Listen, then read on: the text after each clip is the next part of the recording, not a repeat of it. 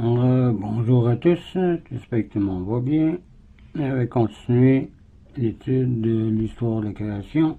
On était rendu au 4e jour à étudier. Donc commençons avec un signe de croix. Au nom du Père, du Fils et du Saint-Esprit. Amen. Le 4e jour, Dieu créa le soleil, la lune et les étoiles. En ce jour, Dieu régla définitivement les rapports des astres avec la Terre. La force lumineuse et calorifique de la Terre diminuant chaque jour, celle-ci se serait trouvée sans chaleur ni lumière. Dieu prit des mesures pour prévenir ce défaut. La science nous explique ce phénomène de la manière suivante. Comme la Terre continuait à se refroidir, les eaux émirent moins de vapeur. Les nuages disparurent peu à peu et le ciel se rasséréna. Les astres devinrent donc visibles. L'influence du soleil se manifesta et les révolutions des saisons, des jours et des nuits apparurent. Le soleil n'avait peut-être avant le quatrième jour qu'un faible pouvoir d'émission, et sans doute il ne prit sa forme actuelle que le 4e jour.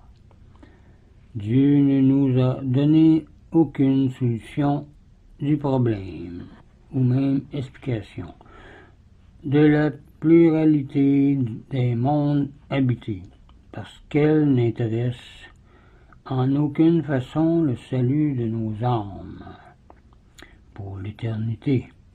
Nous savons seulement que la création des astres a fait le bonheur des anges. Voir Job 38, verset 7. Et que les astres ont été créés pour nous révéler la majesté de Dieu.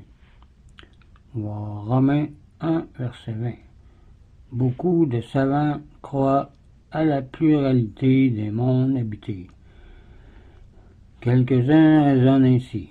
Dans une ville, le fait de l'habitation d'une maison permet de conclure raisonnablement à l'habitation de toute une série de maisons. Pourquoi se dit-on tant de maisons seraient-elles vides? À quoi serviraient-elles?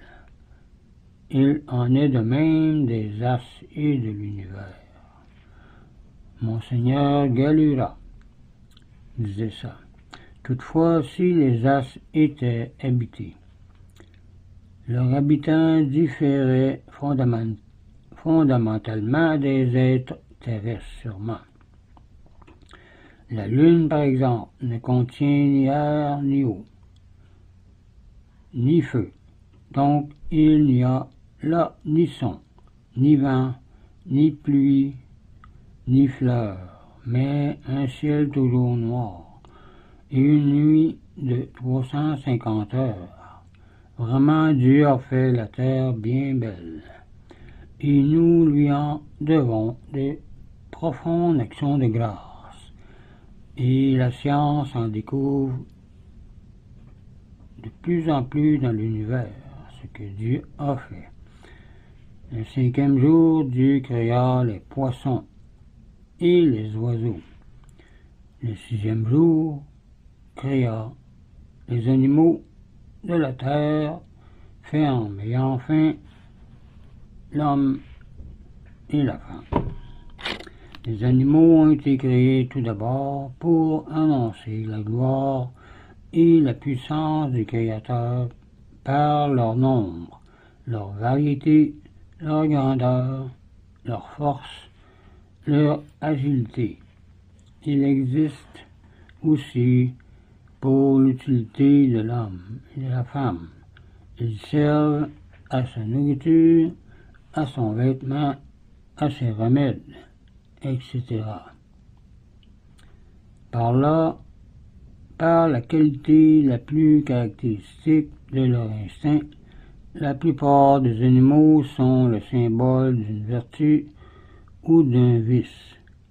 Le renard est le symbole de la ruse, le chien de la fidélité, la brebis de la patience, etc.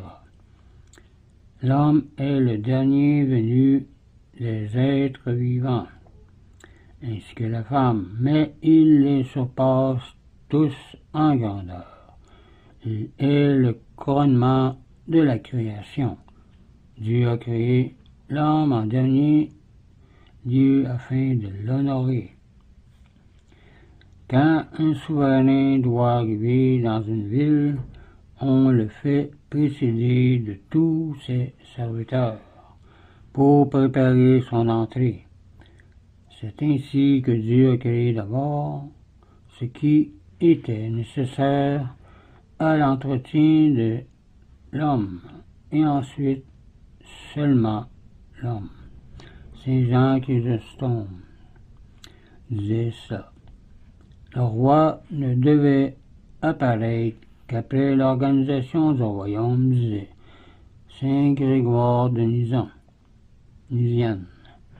Dieu a fait d'abord le palais pour y introduire le roi, disait Lacta. L'honneur rendu à l'homme par Dieu se manifeste aussi dans les paroles créatrices. À la création de l'homme, il ne dit pas que l'homme soit, mais il tint, pour ainsi dire, conseil avec lui-même.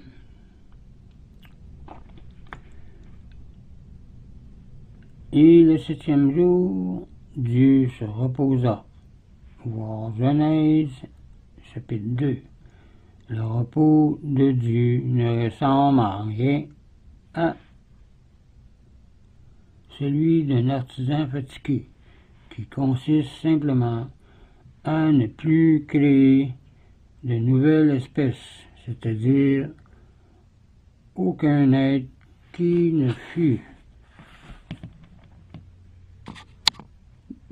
fût déjà contenu dans l'œuvre de 6 jours, disait saint Thomas d'Aquin.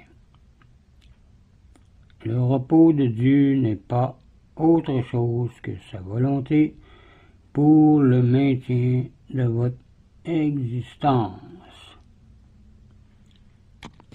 Donc, je répète, le repos de Dieu n'est pas autre chose que sa volonté pour le maintien de notre existence. Clément d'Alphonse. Néanmoins, Dieu ne cesse pas d'agir, disait saint Jean 5, verset 17, car si l'action de Dieu cessait, la création cesserait de subsister elle-même. À l'exemple de Dieu, nous nous reposerons un jour en lui, après l'accomplissement de notre œuvre, disait saint Augustin. Et cela nous montre que l'histoire de la création nous montre que Dieu a fait le monde d'après un plan bien défini. Dieu procède de l'imparfait au plus parfait.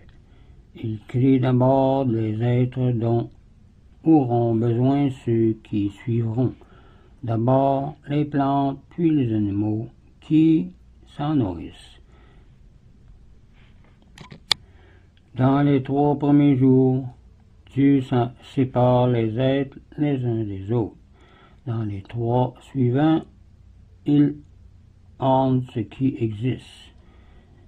Il y a un rapport entre les 2 séries de jours. Le premier jour, il créa la lumière. Le 4e, le corps lumineux. Le second, il sépara les eaux de l'atmosphère.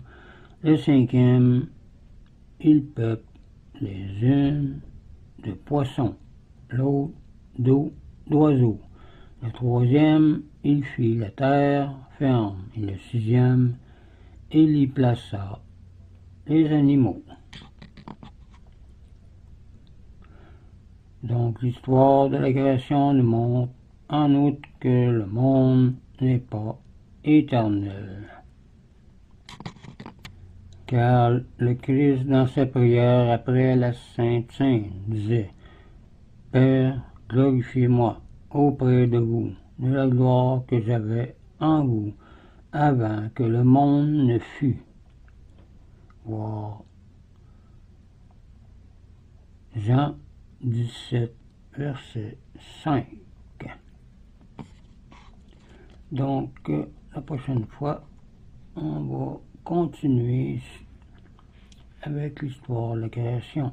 On parlera, les païens s'imaginaient que le monde s'était formé par la rencontre fortuite d'atomes éternels, c'est-à-dire de corpuscules très ténus et invisibles. Théorie d'Occur. Donc, on continuera là-dessus la prochaine fois. Donc, je vous laisse là-dessus. Je vous dis au revoir et union de prière.